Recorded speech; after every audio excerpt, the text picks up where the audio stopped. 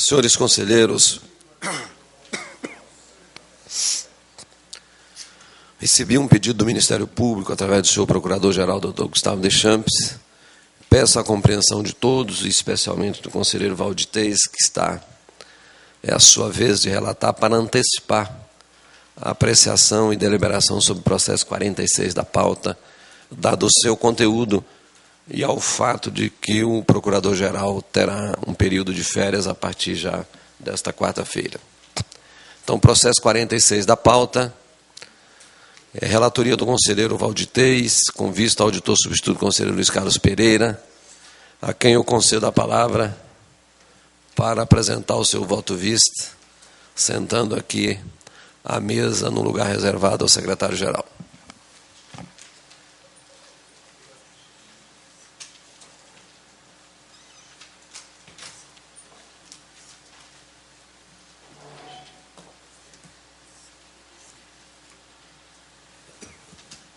Senhor presidente, senhores conselheiros, senhor procurador de contas, farei esse voto vista de forma oral.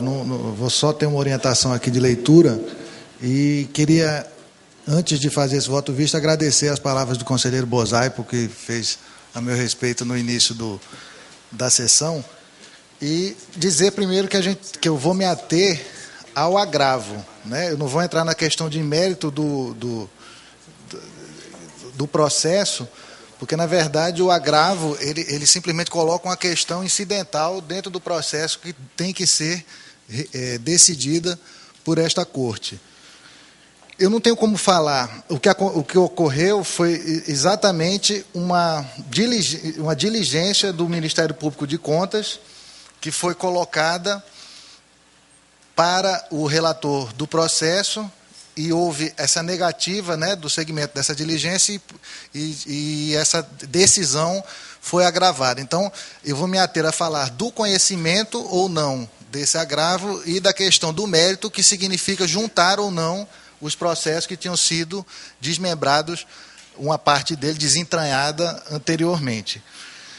Não tenho como fazer esse voto sem me referir também a um estudo que foi feito pelo colega doutor Luiz Henrique Lima, que essa semana, a respeito da possibilidade ou não do Ministério Público realizar o agravo, recorrer de uma negativa de um pedido seu dentro do processo.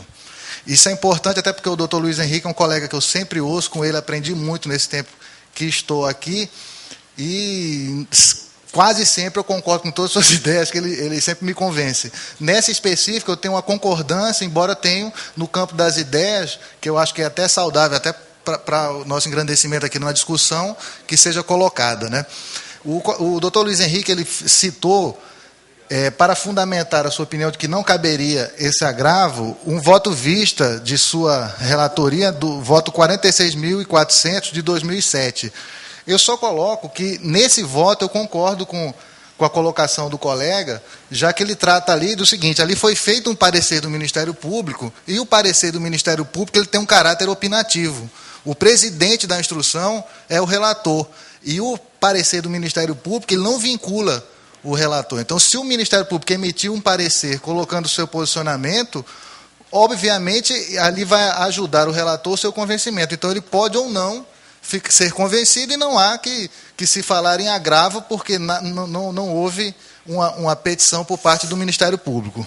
No caso concreto, não foi emitido parecer do Ministério Público ainda. O que ocorreu foi que ele fez um pedido dentro do processo, que, no entendimento do Ministério Público, do procurador que fez esse pedido, seria importante que fosse cumprida essa diligência para que ele fizesse um parecer de melhor qualidade, né? Então, aqui a questão é que houve uma petição no processo que gerou uma questão incidente desse processo, que deve ser decidida por esta Corte na medida que houve a denegação por parte do conselheiro relator. Então, há uma decisão, essa decisão, sem dúvida, tem conteúdo decisório, óbvio, e dessa decisão, ao meu entendimento, cabe sim o recurso do Ministério Público, né? Seria até o que nós chamamos o artigo 162 do CPC, que trata da decisão interlocutória, que diz que é no curso do processo quando se busca resolver uma questão incidente. Bom, entendo, portanto, que cabe, sim, esse recurso, né? O que devemos observar, que a própria lei orgânica do nosso tribunal, no artigo 68, ele diz que cabe agravo, petição de agravo, contra a decisão monocrática. Por sua vez, o Ministério Público, na própria Lei Complementar 269, artigo 65, o Ministério Público é um dos legitimados a interpor recurso. A questão que se coloca é a questão do julgamento singular do relator, se caberia, se é colocado dentro do processo como sendo questões exaustivamente descritas no artigo 90 do regimento interno, ou se teria outras coisas mais. Uma dúvida, se o julgamento singular significa sempre uma decisão terminativa no processo, ou também abarca questões incidentais. No meu entendimento, abarca, porque o próprio artigo 90, o parágrafo 6º, ele diz o seguinte: as demais matérias de competência do Tribunal de Contas que não estejam especificamente cometidas ao julgamento exclusivo de pleno serão decididas através de julgamento singular. Por essa razão, vemos que os casos de julgamento singular no regimento não são exaustivos, que ele inclui também questões incidentais, que são decisões interlocutórias. Por quê? Porque, né, ao emitir essa decisão, houve um julgamento de feito, não foi de mérito, mas foi um julgamento de feito. Então, como foi um julgamento de feito, caberia esse recurso. Tem questões importantes a serem colocadas, porque qual é o cuidado, ao meu ver, do Ministério Público? À medida que ele está se buscando, até dentro do que foi defendido pelo conselheiro Novella, a própria gestão do conselheiro Walter e do conselheiro Antônio Joaquim, é de se buscar o controle concomitante, em tempo real, e não só aquele controle a posteriori. Eu acho que já existe no nosso regimento interno, expressamente, a possibilidade de, o artigo 81, 5º, a conversão do julgamento em diligência, né?